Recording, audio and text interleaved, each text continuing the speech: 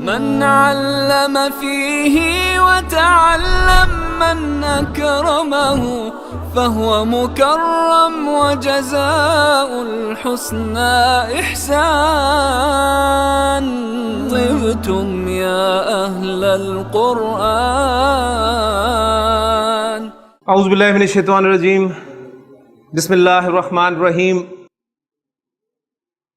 قال اللہ تعالی فی سورۃ القیامہ لا اقسم بیوم القیامہ ولا اقسم بالنفس اللوامہ ایحسب الانسان ان لن نجمع عظامہ بلا قادرین علی ان نسوی بنانہ بل یرید الانسان لیفجر امامہ یسأل ایان یوم القیامہ فاذا برق البصر وخسف القمر وجمع الشمس والقمر یقول الانسان یومئذ این المفر کلا لا وزر الی ربک یومئذ المستقر ینبأ الانسان یومئذ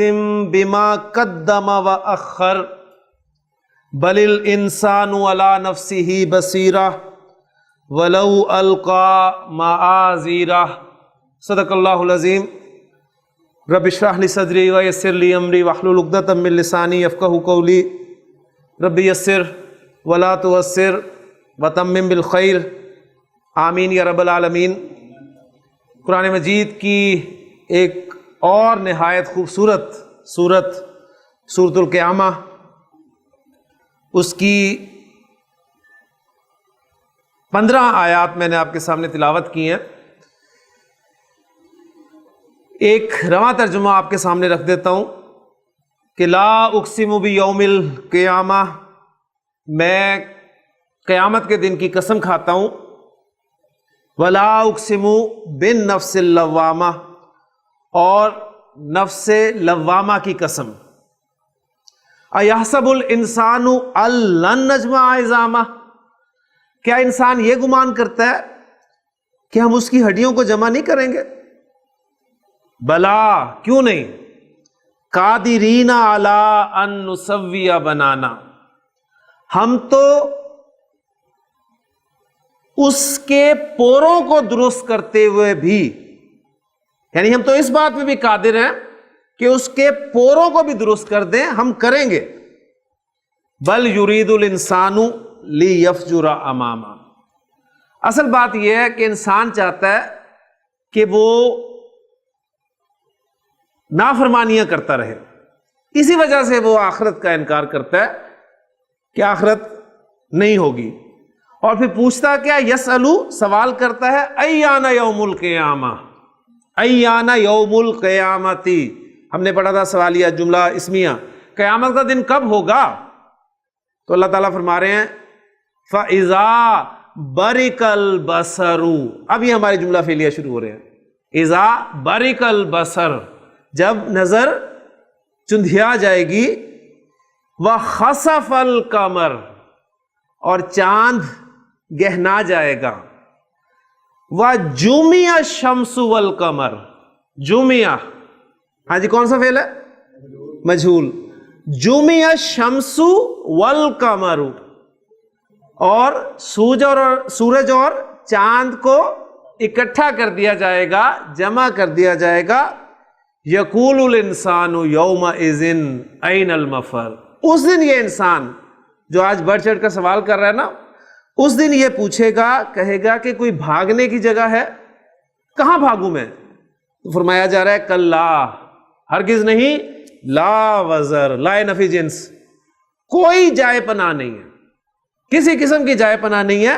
الی ربک یومئذ المستقر، صرف تیرے رب کی طرف ہی ٹھکانہ ہے، قرار پکڑنے کی جگہ ہے. یُنَبَّأُ الْإِنسَانُ يَوْمَئِذٍ بِمَا قَدَّمَ وَأَخَّرَ، اس دن انسان کو پھر بتا دیا جائے گا جو اس نے آگے بھیجا تھا اور جو اس نے پیچھے چھوڑا تھا. بَلِ الْإِنسَانُ عَلَى نَفْسِهِ بَصِيرًا، بلکہ انسان تو خود اپنے حال پر گواہ ہے، اس پہ نظر رکھتا ہے. وَلَوْ أَلْقَى مَعَاذِيرًا، چاہے وہ کتنے ہی پردے کیوں نہ ڈال لے یا چاہے وہ کتنی ہی معذرتیں نہ تراش لے، اسے پتہ ہے. تو بڑی خوبصورت صورت ہے قرآن مجید کی، اور مکی صورت ہے. اور مکی قرآن کے حوالے سے میں آپ کو پہلے ہی بتا چکا ہوں کہ اس کا اسلوب انتہائی خوبصورت ہے. مدنی قرآن کی اپنی بات ہے، مکی قرآن کی اپنی بات ہے. بہرحال قرآن مجید کا اصل مقصد جو اس کی ہدایت ہے، اس کا میسج ہے، اس کو حاصل کرنے کے لیے ظاہر بات ہے ہمیں اس قرآن کی زبان کو جو ہے وہ سمجھنا پڑے گا، اور کم از کم اس درجے میں سمجھنا پڑے گا کہ اس کی تلاوت کرتے ہوئے، یعنی یہ جو مجھے اب ان آیات کا ترجمہ آپ کے سامنے رکھنا پڑا ہے، مجھے اس کی ضرورت نہ پڑے. آپ اسے سورت کو پڑھیں، ایک ایک آیت پڑھیں اور وہ ترجمہ ڈائریکٹ آپ کے اندر جو ہے اتر رہا ہو. یعنی میں پڑھ رہا ہوں اور وہ ترجمہ، جس طرح آپ انگریزی کوئی آرٹیکل پڑھتے ہیں تو کیا ایک ایک لائن کا، ایک ایک جملے کا ترجمہ کرتے ہیں ساتھ؟ بالکل نہیں کرتے. آپ آرٹیکل پڑھ رہے ہوتے ہیں اور اس کا ترجمہ، ٹرانسلیشن آپ کے اندر ساتھ ساتھ چل رہا ہوتا ہے. تو عربی کے ساتھ بھی ایسا ہی ہونا چاہیے. اور پھر عربی میں پھر قرآن مجید، یعنی آپ دیکھیں نا، آج کے دور میں میں سمجھتا ہوں کہ ہمارے پاس کوئی ایکسکیوز نہیں ہے. آج کا انسان قیامت کے دن اللہ کے سامنے کوئی عذر پیش نہیں کر سکے گا. اتنی فیسلٹیز، نہ سفر کا مسئلہ، اگر سفر کرنا بھی پڑے تو جدید ہمارے پاس جو ہیں وہ ذرائع ہیں سفر کے. اس کے علاوہ اگر سفر کیے بغیر بھی آپ کو جو جدید ٹیکنالوجی آپ کے پاس موجود ہے، آپ کے پاس انٹرنیٹ ہے، آپ کے پاس اور ساری فیسلٹیز ہیں، اس کے ذریعے آپ ہر طرح کا علم حاصل کر سکتے ہیں. یعنی آج کا انسان اللہ کے سامنے قطعاً ایکسکیوز نہیں پیش کر سکے گا کہ میں قرآن مجید کی زبان کیوں نہیں سیکھ سکا. اگر اللہ تعالیٰ نے پوچھ لیا تو ایمانداری والی بات ہے ہمارے پاس کوئی جواب نہیں. ساری زندگی ہم نے دنیاوی علم حاصل کرنے میں لگا دی، انگریزی ہمیں آ گئی، لیکن عربی زبان کے حوالے سے ہمارے پاس اتنا بھی وقت نہ نکل سکا کہ ہم اتنی عربی تو سیکھ لیں کہ کم از کم اللہ کے کلام کو تو ڈائریکٹ سمجھ سکے. بس اس کے لیے کوشش ہے، اس کے لیے اللہ تعالیٰ کا کرم ہے خاص. میں تو کہوں گا کہ اللہ تعالیٰ اگر ہم سے کام لے رہا ہے، اور میں آپ کے حوالے سے پہلے بات کر چکا ہوں کہ آپ بھی اس حوالے سے بڑے عظیم لوگ ہیں کہ اللہ تعالیٰ نے آپ کو خصوصاً اس کورس کو اٹینڈ کرنے کے لیے یہاں پر بھیجا ہے. بس اللہ تعالیٰ سے مدد مانگتے رہیں، اللہ تعالیٰ ہمارے لیے آسانی فرمائے. لیں جی، جملہ فعلیہ کا آخری ٹاپک انشاءاللہ تعالیٰ ہم آج شروع کر رہے ہیں. اور اس کے بعد جیسے کہ میں نے پچھلے لیکچر میں آپ کے سامنے عرض کیا تھا کہ ہم پیر والے دن سے فعل مضارع شروع کریں گے. جی، جملہ فعلیہ کسے کہتے ہیں؟ ایسا جملہ جو فعل سے شروع ہو، ایسا جملہ جو فعل سے شروع ہو. ٹھیک ہے. اور اگر فعل معروف ہے تو اس کے لیے فاعل ضروری ہے، اور اگر فعل مجہول ہے تو اس کے لیے نائب الفاعل ضروری ہے. فاعل ہو چاہے نائب الفاعل ہو، یہ دونوں یا تو ضمیر کی صورت میں ہوتے ہیں یا پھر ظاہر ہوتے ہیں.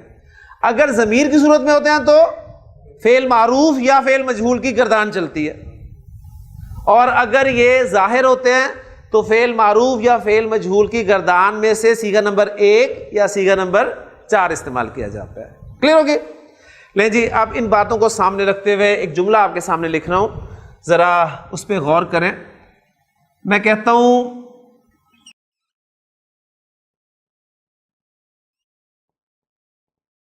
ضربتو، یہ ترجمہ کریں، میں نے مارا.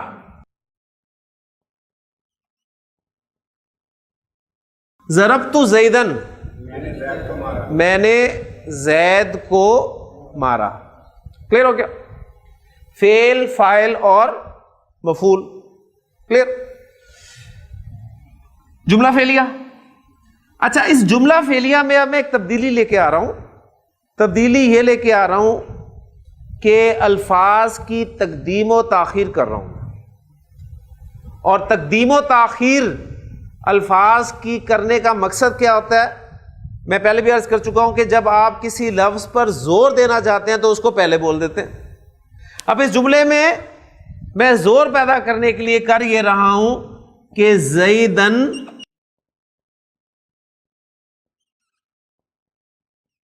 ضربتو، زیدن ضربتو.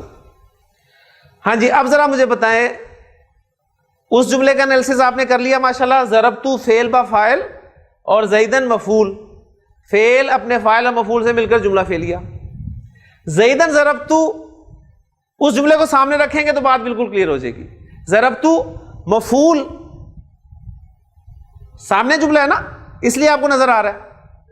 مفعول لیکن مقدم، مفعول مقدم، مفعول کو میں نے آگے کر دیا اس لیے کہ سٹریس کرنا مقصود تھا مفعول پر، مفعول پر سٹریس کرنا مقصود تھا، اس لیے میں نے کہا زیدن مفعول مقدم اور ضربتو فعل با فاعل مؤخر، فاعل آپ کا مؤخر ہو گیا.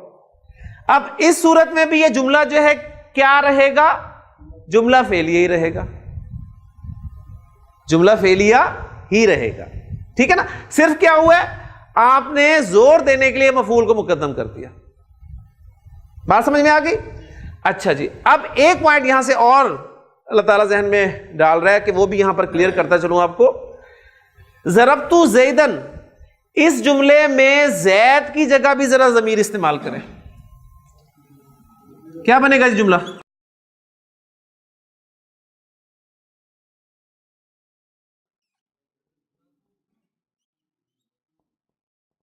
ضربتو ہو، میں نے اس کو مارا. اب جس طرح ضربتو زیدن میں زور پیدا کرنے کے لیے میں نے مفعول کو مقدم کیا تھا، زیدن کو شروع میں لے آیا اور فعل اور فاعل کو پیچھے کر دیا. اب ضربتو ہو میں بھی میں زور پیدا کرنے کے لیے مفعول کو پہلے لانا چاہتا ہوں، تو ذرا بتائیں کیا بنے گا جملہ؟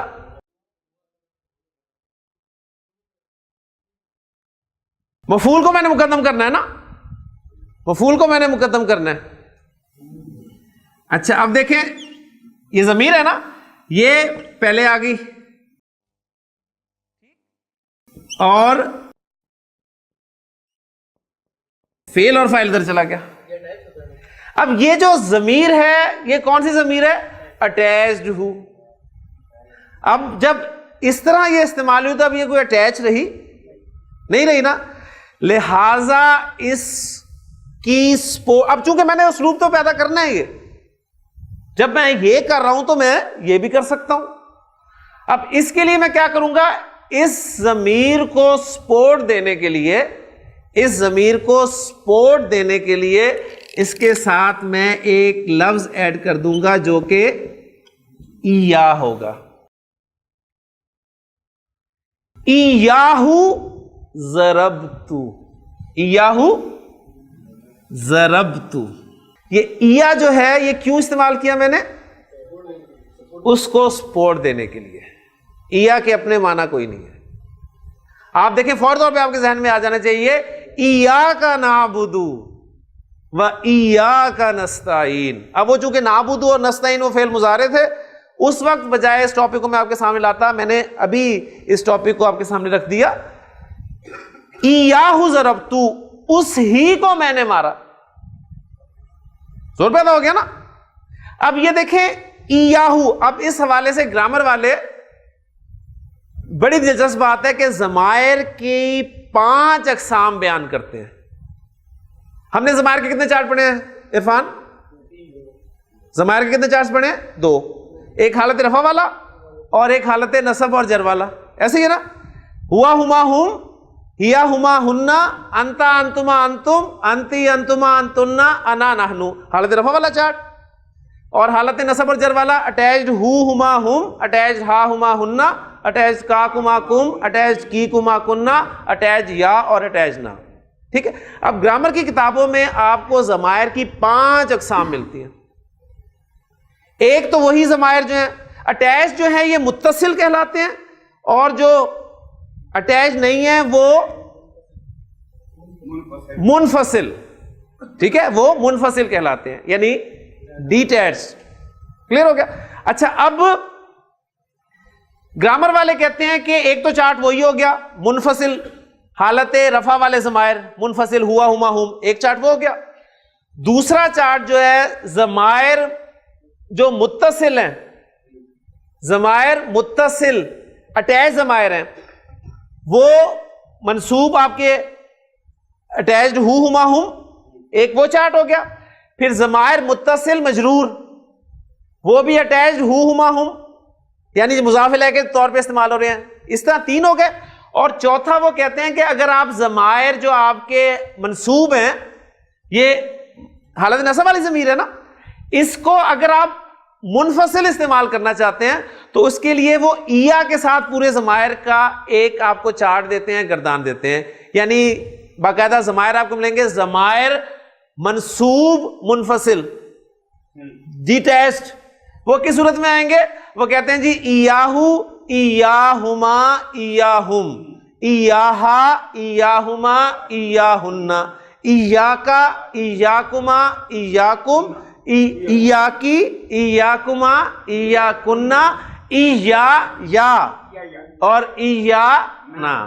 کلیئر ہو گیا؟ ایک چارٹ وہ اس طرح لیتے ہیں. اور پھر ایک چارٹ جو ضمائر مرفوع متصل ہیں, وہ جو ہمارا ماضی میں چارٹ تھا نا, وہ ضربا, ضربا, ضربو میں, وہ میں نے بتایا تھا الف ضمیر وہ لیتے ہیں, واو ضمیر لیتے ہیں, تا تما تم, تی تما تم. تو اس طریقے سے وہ ضمائر کے 5 چارٹس آپ کے سامنے رکھتے ہیں. لیکن آپ دیکھیں الحمدللہ ہمارے 2 چارٹس میں یہ سارا کام جو ہے پورا ہو جاتا ہے. اس کو بھی ہم نے کیسے کور کیا کہ ہم اس جو اٹیچ ضمیر تھی اس کو جب مقدم کر رہے تھے تو وہ اکیلی آ نہیں سکتی تھی, اس کو سپورٹ دینے کے لیے ہم نے ایا کا لفظ استعمال کر لیا. اس لیے اب اس کا ترجمہ ہو گیا ایاہو ضرب, اسی کو میں نے مارا. کلیئر ہو گیا جی؟ لیکن جی الحمدللہ یہاں پر آپ کے سامنے آپ واپس ادھر آئیں کہ جب میں نے مفعول کو مقدم کیا تو وہ جملہ جو ہے جملہ فعلیہ ہی رہا.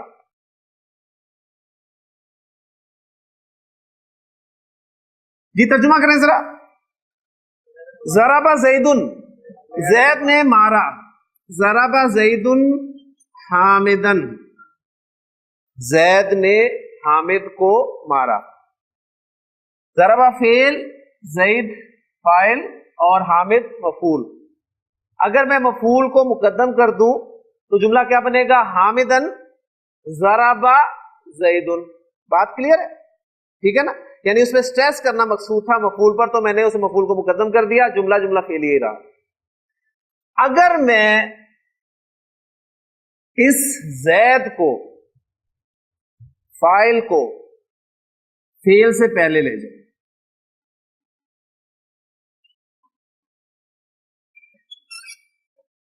زیدن ضرب حامدن,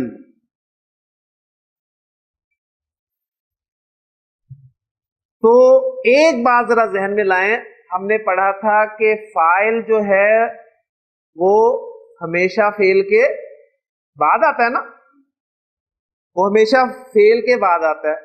اب یہ زیدن کو میں پہلے لے آیا تو کیا اب یہ فاعل کہلائے گا؟ بالکل نہیں کہلائے گا. اب یہ فاعل نہیں کہلائے گا. ٹھیک ہے؟ اور دوسری بات یہ کہ یہ کس اعرابی حالت میں ہے؟ حالت رفع میں. اور وہ جملہ جو حالت رفع والے اسم سے شروع ہو رہا ہو وہ جملہ کون سا ہوتا ہے؟ جملہ اسمیہ ہوتا ہے. وہ جملہ اسمیہ ہوتا ہے. ٹھیک ہے؟ اور اس اسم کو, حالت رفع والے اسم کو آپ کیا کہتے ہیں؟ مبتدا. تو اب یہ زیدن جو ہے یہ مبتدا ہے اور ضرب حامدن یہ اس کی خبر بن کر آ رہا ہے. اب سمجھے کہ ہوا کیا ہے, کہانی کو اب سمجھ لیں کیا ہوا ہے. کہ اگر آپ جملہ فعلیہ میں مفعول کو مقدم کر دیتے ہیں, فعل سے پہلے لے آتے ہیں, تو وہ جملہ پھر بھی فعلیہ ہی رہتا ہے. لیکن اگر آپ فاعل کو مقدم کر دیں, ٹھیک ہے, فعل سے مقدم کر دیں, تو اب وہ جملہ فعلیہ نہیں رہا بلکہ جملہ اسمیہ بن گیا. اسمیہ بن گیا نا. اچھا اب یہاں سے سوال پیدا ہوگا کہ جب حامد کو ہم نے مقدم کیا مفعول کو, تو وہ بھی تو اسم سے شروع ہو رہا ہے. اسم سے اگرچہ شروع ہو رہا ہے لیکن وہ اسم جو ہے وہ حالت رفع میں نہیں ہے, حالت نصب میں ہے. ٹھیک ہو گیا نا. تو رفع سے اگر شروع ہوگا, رفع والے اسم سے شروع ہوگا تو جملہ اسمیہ ہوگا. کلیئر ہو گیا نا. تو زید ضرب حامدا. اچھا اب اس سے مفہوم میں کیا تبدیلی آئی؟ مفہوم میں وہی تبدیلی آئی, سٹریس. پہلے حامد کو میں نے مقدم کیا تھا تو مفعول پہ زور دینا مقصود تھا لیکن وہ جملہ فعلی ہی رہا. اب میں نے زید کو مقدم کر دیا تو اب فاعل پر سٹریس دینا مقصود تھا, لیکن ساتھ ایک تبدیلی یہ ہو گئی کہ اب وہ جملہ فعلیہ نہیں رہا بلکہ جملہ اسمیہ بن گیا. اور ایک طریقہ آپ کے سامنے آ گیا کہ کسی بھی جملہ فعلیہ کو اگر آپ جملہ اسمیہ میں کنورٹ کرنا چاہتے ہیں تو کیا کرنا ہے آپ نے. تو ہمارا آج کا ٹاپک جو ہے, اور مضارع سے پہلے جو آخری ٹاپک ہے وہ یہ ہے جملہ فعلیہ کو جملہ اسمیہ میں تبدیل کرنا. جملہ فعلیہ کو جملہ اسمیہ میں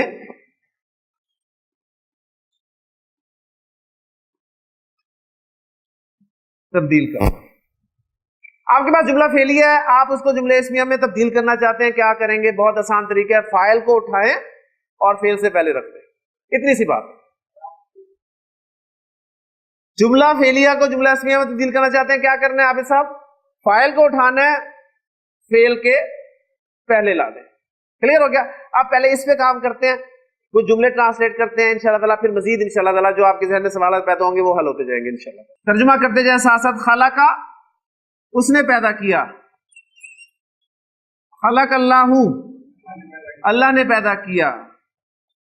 خلق اللہ الانسان, اللہ نے انسان کو پیدا کیا.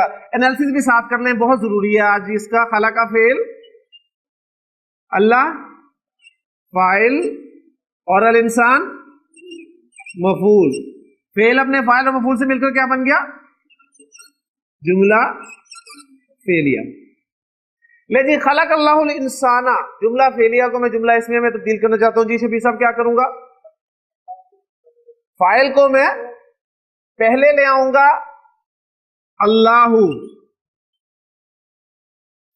اور خلق الانسان جملہ اسمیہ میں تبدیل ہو گیا.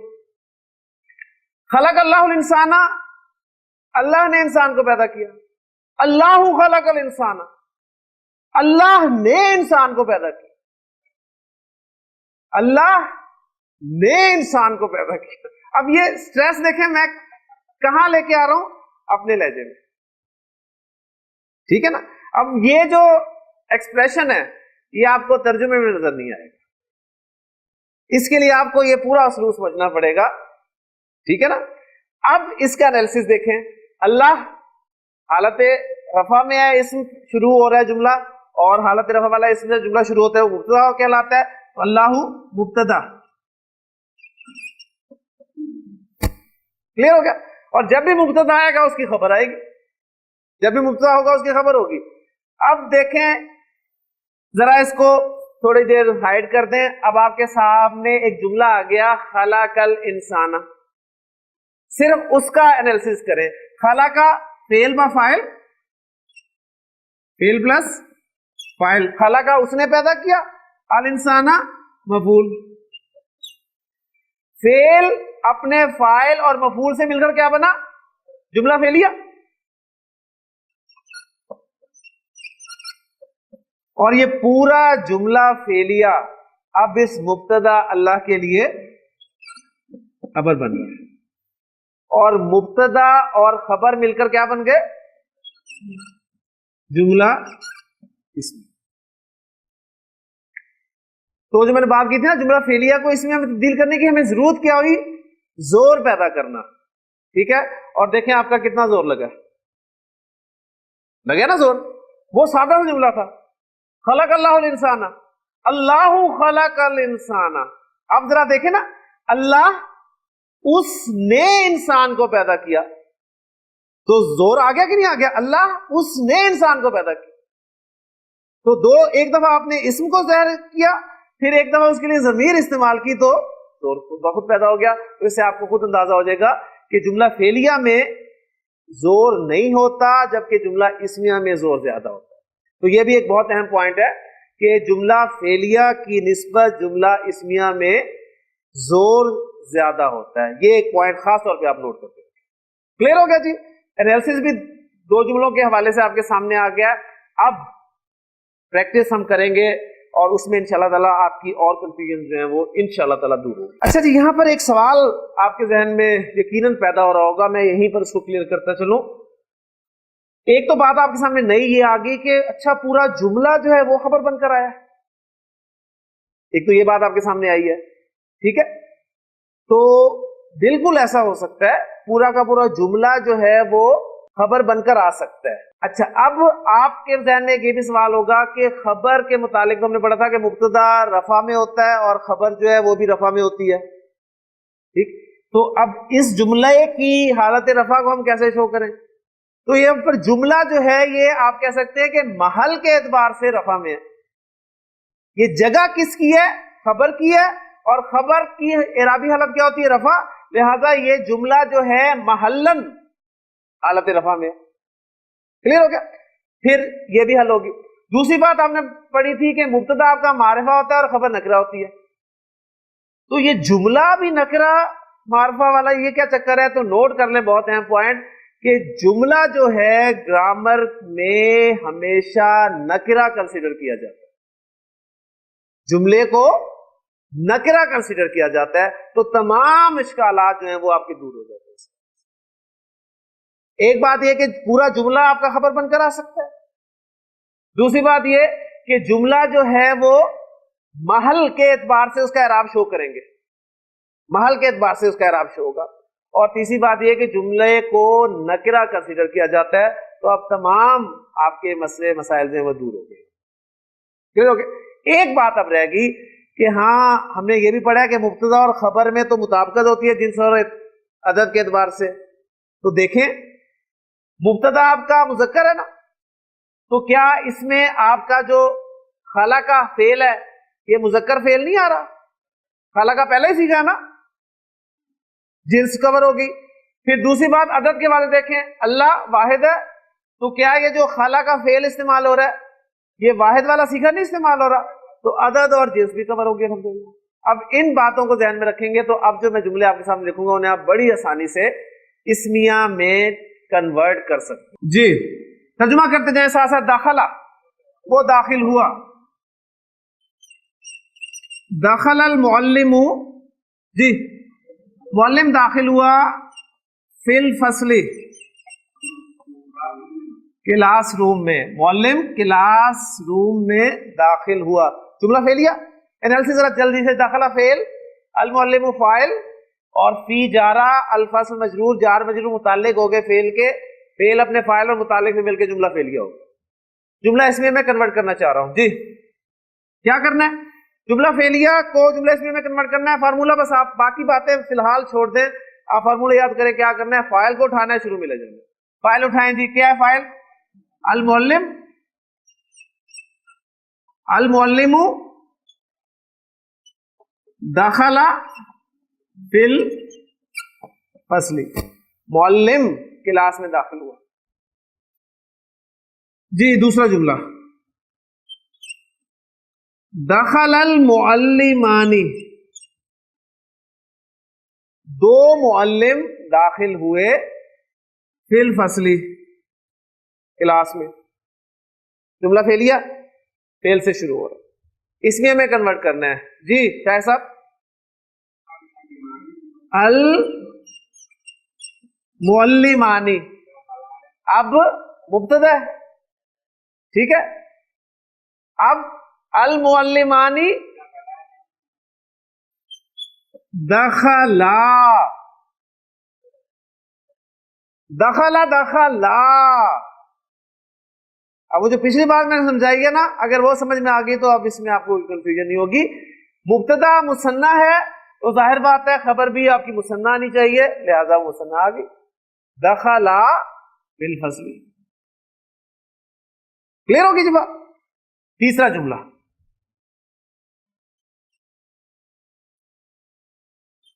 دخل المعلمون فی الفصل. معلم کلاس میں داخل ہوئے. جی عرفان آپ کریں گے تو انشاءاللہ بات کلیئر ہو جائے گی. شاباش. المعلمون دخل دخلوا فی الفصل.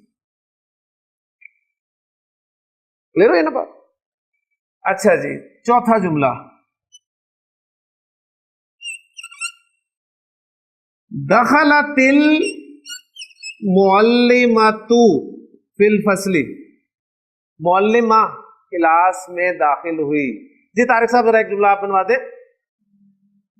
المعلمۃ دخلت فی الفصل. ٹھیک ہے المعلمۃ دخلت فی الفصل. جی اگلا جملہ مدثر صاحب دخلت المعلمتان فی الفصل. دو معلمات کلاس میں داخل ہوئی. شاباش. المعلمتان دخلتا. ماشاءاللہ فی الفصل. کلیئر جی. آخری جملہ دخلت المعلمات فی الفصل. دخلت المعلمات فی الفصل. جناب المعلمات دخلنا.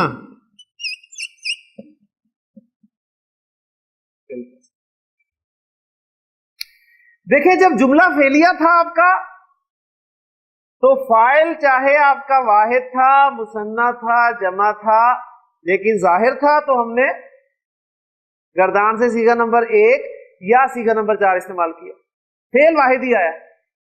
لیکن جب آپ کا جملہ اسمیہ میں کنورٹ ہوا تو اب مبتدا کے مطابق خبر آئے گی اور اس میں آپ فعل جو ہے وہ چینج ہوگا، اسی وہ گردان کے حساب سے آئے گی. دیکھیں دخلا دخلا، دخلو دخلت، دخلتا دخلتا. کلیئر ہوگی جی. اب چند جملے آپ کو دیتا ہوں، آپ انہیں جو ہے وہ فعلیہ جملے انہیں اسمیہ میں کنورٹ کریں. جی پہلا جملہ عرفان ذبح. جملہ پرانا ہی دے رہا ہوں تاکہ آپ کو پریشانی نہ ہو. ذبح المسلمون البقرۃ. ذبح المسلمون البقرۃ. جملہ فعلیہ فعل سے شروع ہو رہا ہے، اسمیہ میں کنورٹ کریں. شاباش.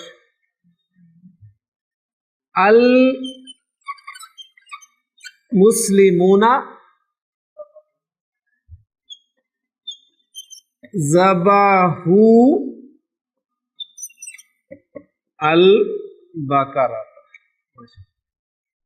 المسلمون ذبحوا البقرۃ. کلیئر ہو گیا نا. مبتدا جو ہوگا اب خبر اس کے مطابق آئے گی. خبر میں جو فعل استعمال ہو رہا ہے وہ سیدھا اسی طریقے سے. قرأت البنتانی ملا کر کیسے پڑھیں گے؟ قرأت البنتانی. ٹھیک. الدرس. قرأت البنتان الدرس. دو لڑکیوں نے سبق پڑھا. جی شاہ صاحب البنتانی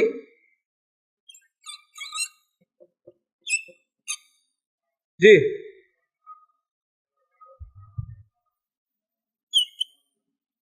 قرأتا الدرس. البنتانی قرأتا الدرس. اور ملا کر کیسے پڑھیں گے؟ قرأت الدرس. سمعت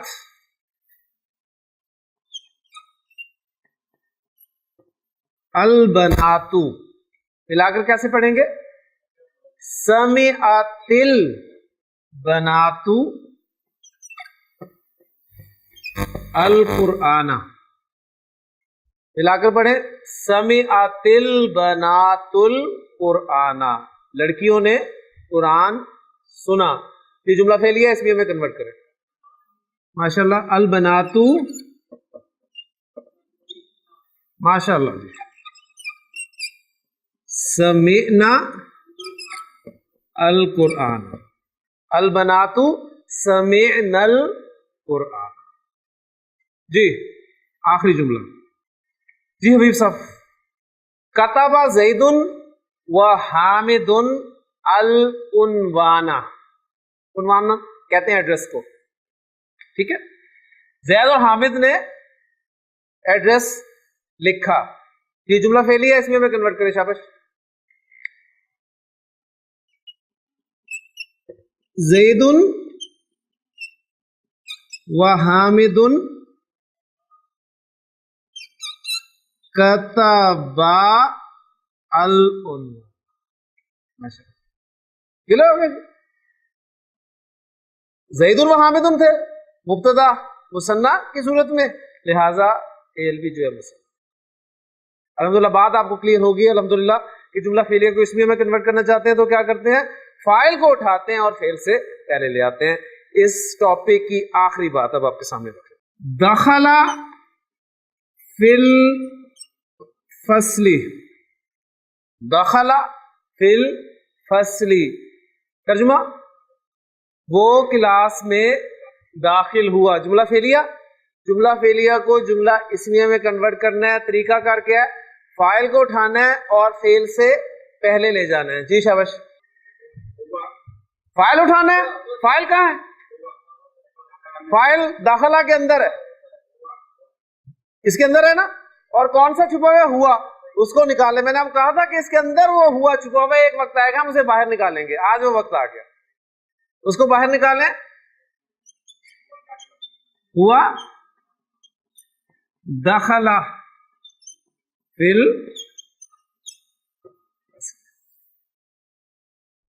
ٹھیک ہو گیا جی. ارسلان. دخلا فی الفصل ترجمہ بھی کر دیں ساتھ. وہ دونوں کلاس میں داخل ہوئے. جملہ فعلیہ ہے، اس میں کنورٹ کریں. شاباش. ہما دخلا فی الفصل. ماشاءاللہ بہت ذہین لوگ ہیں آپ جی. دخلو فی الفصل ترجمہ وہ کلاس میں داخل ہوئے. جی اس میں کنورٹ کریں. ہم دخلو فی الفصل. پھر اسی طرح دخل، دخلا، دخلو، دخلت، دخلت فی الفصل. ہیا دخلت فی الفصل. دخلتا فی الفصل. ہما دخلتا فی الفصل. دخلنا فی الفصل. ہن دخلنا فی الفصل.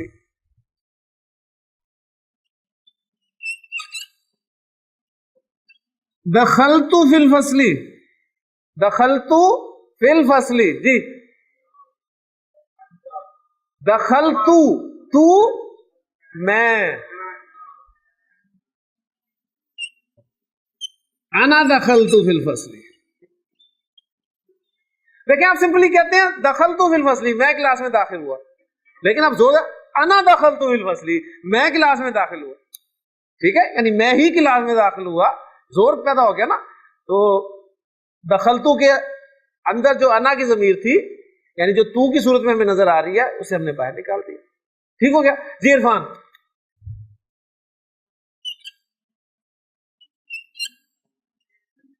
خرجتی من الفصل. خرجتی من الفصل.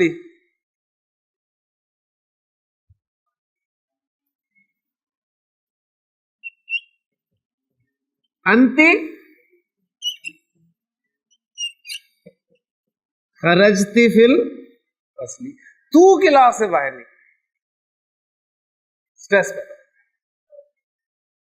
کلیئر ہو گیا جی؟ ماشاءاللہ آپ کو پتا چل گیا کہ دیکھیں جملہ فعلیہ کو اس میں کنورٹ کرنا ہے تو فاعل کو آپ نے فعل سے پہلے لانا ہے، اور فاعل دو صورتوں میں موجود ہو سکتا ہے، یا وہ ضمیر کی صورت میں ہوگا یا ظاہر ہوگا۔ ظاہر ہوگا تو نظر آ رہا ہوگا آپ کو، اسے اٹھائیں ایز اٹ از اور شروع میں رکھ دیں، اور اگر ضمیر کی صورت میں ہوگا تو دیکھیں گردان کا کون سا سیکھا، اس میں جو بھی ضمیر چکی ہوئی ہے اسے نکالتے پائیں جی۔ خلق اللہ الانسان، بہت آسان سا جملہ ہے، اس کے ٹرانسلیٹ اسے کنورٹ کریں گے آپ جملہ اسمیہ میں جی۔ بنائیں ذرا، اللہ خلق الانسان، جملہ اسمیہ، جملہ اسمیہ میں کنورٹ ہو گیا۔ اب جملہ اسمیہ میں زور کیسے پیدا ہوتا ہے آپ سب؟ انا لگاتے ہیں شروع میں، انا لگاتے ہیں، لگا دیں۔ انا نے کیا کرنا ہے؟ مبتدا کو نصب میں لے جانا ہے، ان اللہ خلق الانسان، اور زور پیدا ہو گیا، ٹھیک ہو گیا، کلیئر ہو گیا؟ بالکل لگ سکتا ہے، خبر پہ بول لگا دے۔ تو یہ پوائنٹ بھی اس حوالے سے ضروری تھا کہ جب جملہ اسمیہ بن گیا نا تو اب اس پہ جملہ اسمیہ کے رولز اپلائی ہوں گے۔ اب پھر جملہ اسمیہ میں زور کیسے پیدا ہوتا ہے؟ جملہ اسمیہ کو آپ نے منفی بنانا ہے، سوالیہ بنانا ہے، وہ ساری چیزیں آپ کے سامنے جو ہے وہ انشاءاللہ تعالی وہ آ جائیں گی۔ اب وہ آپ کو سورہ، وہ جو میں نے آپ کو سنائی تھی نا آیت حضرت ابراہیم علیہ السلام والی، کہ جب انہوں نے حضرت ابراہیم علیہ السلام نے بتوں کو توڑا اور انہیں بلایا گیا تو ان سے دیکھیں انہوں نے جو بات کہی تھی اس میں سٹریس دیکھیں، کیا کہا تھا؟